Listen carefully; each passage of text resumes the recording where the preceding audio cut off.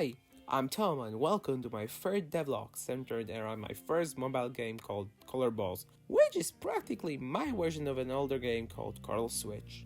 I've programmed many new features and game mechanics so far, and also I made these new mechanics as a part of my graduation work in an internship program, which by the way, I successfully completed just a month ago.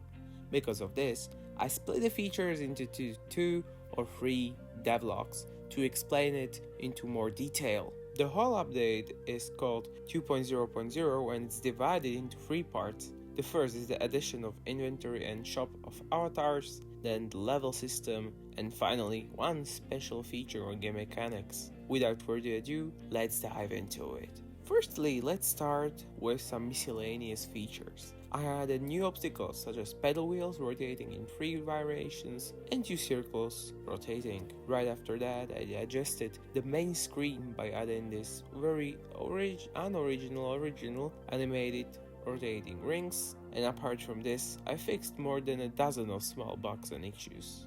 And now the complicated avatar/baller skin system. Easier things first. I planned and created a new avatars for balls with certain designs, which are all white, so Unity can randomly assign the color of the avatar while playing. For instance, I made triangles, sun, smiley face, or euro sign avatars. After uploading them to the resources folder in Unity, now the real work began. I needed to create a database of avatars so I can just filter and show the avatars I want to be shown in the respective places like inventory or shop. So to do this, I created a scriptable object which contains information about the avatar such as name, description, price, category, sprite or avatar's image, and most important, ID. Then I only needed to create one of these objects for each avatar and fill out the information about them. And to complete the database, I just need to add those filled scriptable objects into a list of those objects. After creating the methods, which can filter the list of avatars, the whole backend was complete. The only thing left was to create UI or front end and logic for inventory and shop. The UI is simple. It's divided into the preview and selection sections. Well, the sections are the parent, but the selection section is a special one for me. Players will be able to scroll there in the future, and it is also a grid, which means the avatar slot will snip to the grid while generating, so it can be more dynamic, repetitive, usable, and intuitive for the players. The best thing about this exact system is that it works for both inventory and shop, where the only difference is that the inventory shows only the owned avatars and the shop does not. Also in inventory you can select and then equip the avatar, and in the shop you can buy the avatar if you fulfill the condition. And in the future each of the avatars will be in the tabs according to their condition. Also there was one bug that made me to postpone the deadline for this part for an incredible 1.5 months. So I will try to explain it to you with some visuals.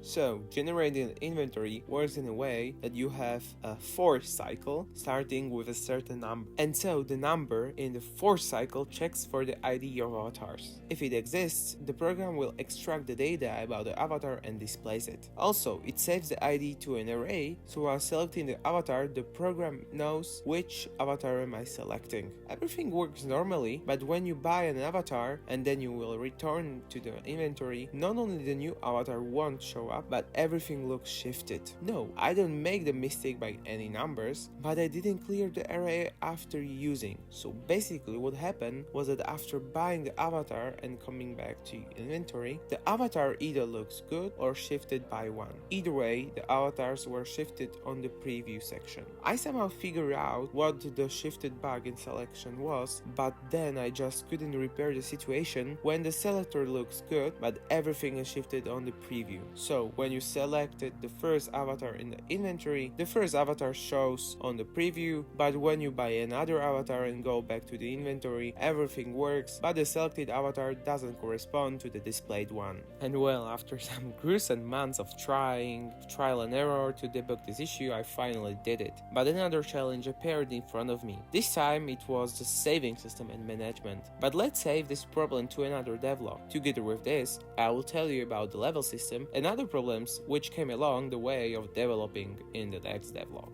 Well, I hope I didn't forget something and you liked the video. If that's the case, please don't forget to smash the like button, subscribe to me, leave a comment below, and follow me on social networks like Twitter, Facebook, or Instagram to not miss any information and video.